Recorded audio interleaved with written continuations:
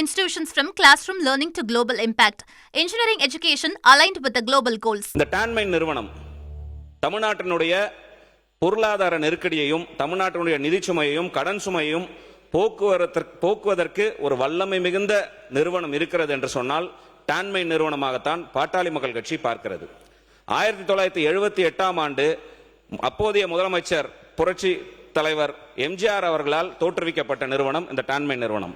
அந்த டான்மைன் நிறுவனம் என்பது அது காலகட்டத்தில் துவங்கப்பட்ட தனியார் நிறுவனங்கள் எல்லாம் வளர்ந்து வரக்கூடிய சூழ்நிலையில டான்மைன் நிறுவனம் மட்டும் தேஞ்சு இன்னைக்கு எங்க இருக்குன்றதே தெரியாது. உதாரணம் சொன்னா 2025ஆம் ஆண்டு 26ஆம் ஆண்டு டான்மைன் கணித வளம் தூரமாக 4100 கோடி வருமாய் வரும் என்று சொல்லியிருந்தார்கள். இப்போ நம்முடைய பட்ஜெட்ல 11000 கோடி வரும் என்று ஒரு உத்தேசமாக சொல்லியிருக்கிறார்கள். ஆனால் எங்களை பொறுத்தவரை இந்த டான்மைன் நிறுவனம் கனிம வளங்களை தானாக வந்து முன்னின்று எடுத்து விற்பனை செய்ய துவங்கினால் 1,00,000 1,50,000 கோடி வருமானம் ஈட்டக்கூடிய வல்லமை இந்த டான்மைன் நிறுவனத்திற்கு இருக்கிறது என்பதை பாட்டாளி மக்கள் கட்சி திரும்ப வலியுறுத்தி கொண்டு, ஏனென்று சொன்னால் கனிம வளங்களை விற்பனை செய்வது என்பது வெட்டி விற்பனை செய்வது தனியாரிடம் இருப்பதனால தான் இவ்வளவு பெரிய பிரச்சனைகள் இருக்கு. அதை டான்மைன் நிறுவனமே முன்னிருந்து எடுத்து கனிம வளங்களை எல்லாம் விற்பனை செய்வதற்கு முன்வர வேண்டும். தாது மணல் கடந்த காலங்களில் தனியாரிடம் இருந்த காரணத்தினால பல்வேறு காலகட்டத்தில் பிரச்சனை ஏற்பட்டு தூத்துக்குடி பகுதிகள் எல்லாம் சீஸ் செய்யப்பட்ட மணலே இன்னும் அவ்வளவு இருக்கு. அதையெல்லாம் அரசு உடைமையாக்கி டான்மைன் நிறுவனம் மூலமாக வெளிநாடுகளுக்கு விற்பனை செய்வதற்கான ஒரு முயற்சியை மேற்கொண்டால் நிச்சயமாக நம்முடைய கடன் சுமையும் நிதி சுமையும் குறையும். ஏன் திரும்ப சொல்றேன்னு சொன்னா நம்முடைய செயல்முறையை நம்ம பார்க்கணும்.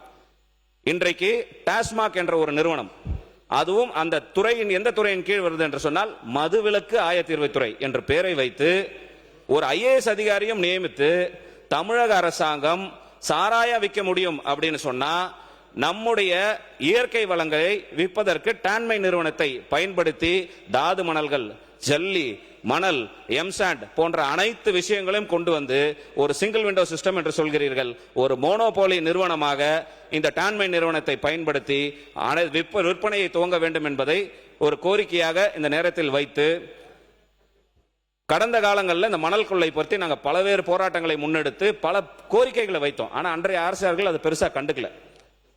இன்றைக்கு அதுக்கு தடை விதிக்கிறது. அது மட்டும் இல்லாம கனிம வளங்கள் அண்டை மாநிலங்களுக்கு எடுத்து செல்வதற்கு 3 மாத காலம் தடை விதித்திருக்கிறார்கள். பாட்டாளி மக்கள் கட்சி அந்த நிலைப்பாட்டை முழுமையாக வரவேற்கிறது. அது மட்டும் இல்லாம இதையே ஒரு கொள்கை முடிவாக எடுத்து நம்முடைய தேவையை பூர்த்தி செய்வதற்கு முன்பாக வெளிமாநிலத்திற்கு அந்த கனிம வளங்களை கொண்டு சேர்ப்பது என்பது ஒரு முறையான செயலாக இருக்காது.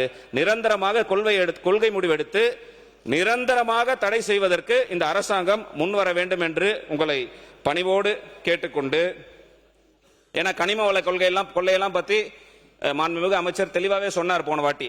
உதாரணத்துக்கு சொல்லணும்னு சொன்னா 13.22 கோடி மெட்ரிக் டன் மட்டும்தான் வெட்டி எடுப்பதற்கு அனுமதி கொடுத்திருக்கிறார்கள். ஆனால் இங்கிருந்து சென்றதனுடைய அளவு 85,000 கோடி என்று மாண்புமிகு அமைச்சர் சொன்னார். இதெல்லாம் கடந்த காலத்தில் நடந்ததுதான்.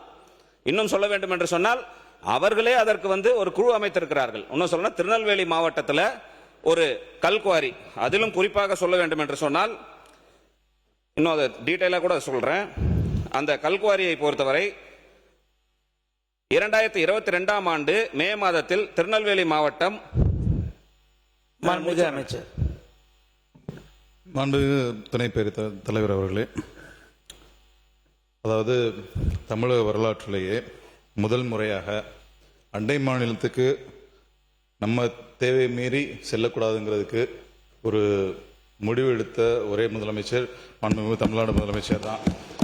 தற்காலிக தடை, ஏன்னா அரசியல் சட்டத்தில் நிரந்தர தடை போடுவதற்கு இடமில்லை.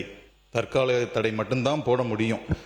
என்ன முடியுமோ அதை செய்யணுன்ற நோக்கத்தில் எடுத்த ஒரு தீர்க்கமான முடிவு தான் இந்த தற்காலிக தடை. இதை ஃபர்தரா எப்படி கொண்டு போகணுங்கிறது முதலமைச்சர் அவர்கள் முடிவெடுப்பார்கள்.